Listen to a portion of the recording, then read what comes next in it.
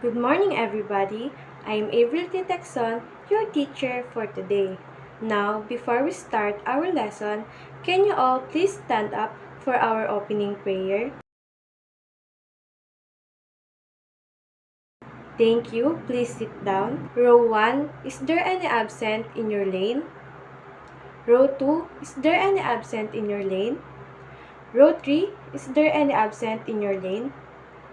Okay, none, ma'am. Now, before we proceed to our lesson today, I will ask you some question about the topic that we tackled last time. Okay, my first question, what is the topic that we tackled last time? Okay, Miss Reyes, can you please answer it? Very good. Can you please give Miss Reyes a 3 big claps?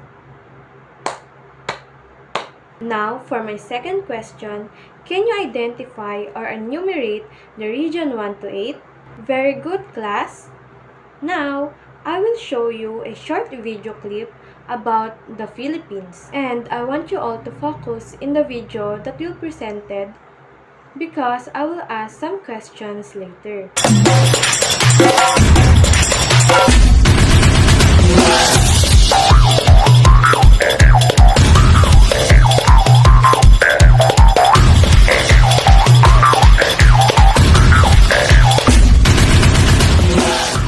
Okay, class, what did you notice in our video? Very good. There are some beautiful places here in the Philippines. Now, can you give me one importance of those places? Okay, class, I know that you're all ready for our lesson for today. So let's start our lesson. Let's start with the Region 9. Region 9 is located in western part of Mindanao. The provinces of Region 9 are Zamboanga del Norte, Zamboanga Sibugay, and Zamboanga del Sur. The cities of Region 9 are Dapitan, Dipolog, and Pagadian, and their major industries are agriculture, fishing, coconuts, mangoes, and precious materials. Region 9 in the Philippines is known for its canned sardines and dried fish. The region is also a major producer of rubber, coconut oil, wood, and seaweed. Their famous food is the curacha, or spanner crab. Curacha is a crustacean abundant in the seas of southwestern Mindanao. Curacha has a unique appearance due to its elongated midsection and red carapace, which makes it look cooked even when raw.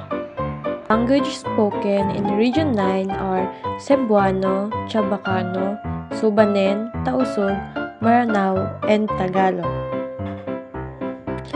And as of May 2020, the population of Region 9, Zamboanga Peninsula was 3,875,576. This was based on the 2020 Census of Population and Housing. Region 10 is located in the north-central part of Mindanao Island in the Philippines. The provinces here in Region 10 are Camiguin, Bukidnon, Lanao del Norte, and Misamis Occidental, and also the Misamis Oriental. The cities are Cagayan de Oro and Iligan. Region 10 is known for its natural beauty, economic growth, and strategic location. Their major industries are agriculture, food processing, tourism, service-related industries, trade infrastructure services, industrial, environmental, and ecological support facilities, and agribusiness. The famous product here in Region 10 are pineapples, lanzones, banana, mango, and coconuts. And their famous food delicacy are sinuglaw, adobo, and biryani. Their language spoken are Cebuano and Visayan heritage. And the population here in Region 10 as of 2020 is 5,022,768. Our next region was the Region 11, Davao Region. It is located in southeastern portion of Mindanao. The provinces here in Region 11 are Davao del Sur, Davao del Norte, Davao Oriental, Davao Occidental, and Compostela Valley. And the cities here are the Davao City, Dagum, Island Garden of City of Samal, Panabo, Mati, and Digos. Region 11, also known as the Davao Region, for its natural resources, trade, and tourism.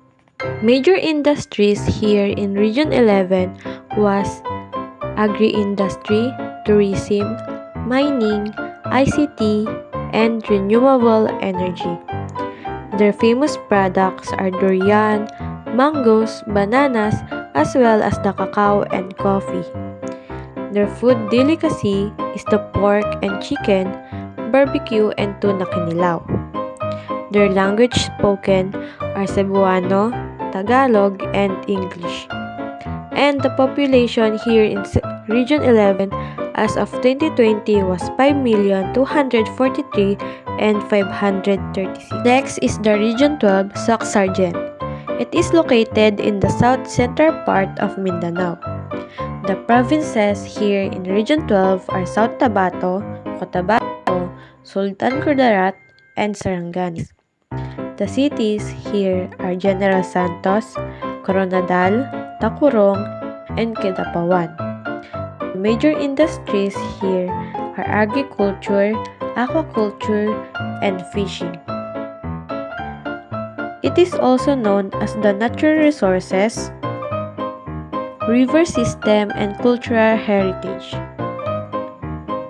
Their famous products are tuna, banana, pineapples, coffee and cacao, and the tinalak clothes made by the Tibuli tribe. Their famous food or delicacy was the fried grasshopper, or they called it apan, native chicken, pea, banana stem, or the fried banana slices. The language are Hiligaynon, Magindaraon, Cebuano, and as of 20, the population here in Region 12 are 4,300,000. Next is the Region 13, Caraga Region. It is located in northeastern part of Mindanao. The provinces here are Agusan del Norte, Agusan del Sur, Dinagat Islands, Surigao del Norte, and Surigao del Sur. The cities here are Bayugan, Butuan, Cabadbaran, Surigao, Tandag, and Bisig. Region 13 is also known for its natural beauty, adventure, and diverse industries. Industries here in Region 13 are fishery and agriculture, mining, ecotourism, and agroforestry. Their famous products are rice, corn, coconut, banana, rubber, as well as seafoods, minerals resources. Their food delicacy are kinilaw, buntaa, butuan, lechon. Their language spoken are Cebuano, Surigaonon, and the population here in Region 13 as of 2020 are 2,804,708. Region 14, Cordillera Administrative Region, CAR, is located at north central part of the island. The provinces here are Abra, Apayao, Benguet, Ifugao, Kalinga, and mountain provinces. The here are Baguio City and Tabuk, Kalinga. It is also known for its mountains, rivers, natural resources, and products. The major industries here in Region 14 are agriculture, forestry, fishing, manufacturing, and mining. The famous products are vegetables, aromatic coffee, and strawberries. or delicacy was the pinikpikan. The language are Ilocano, Kankanaey, and other language. The population here in Region 14 as of 2020 are 1,797,000.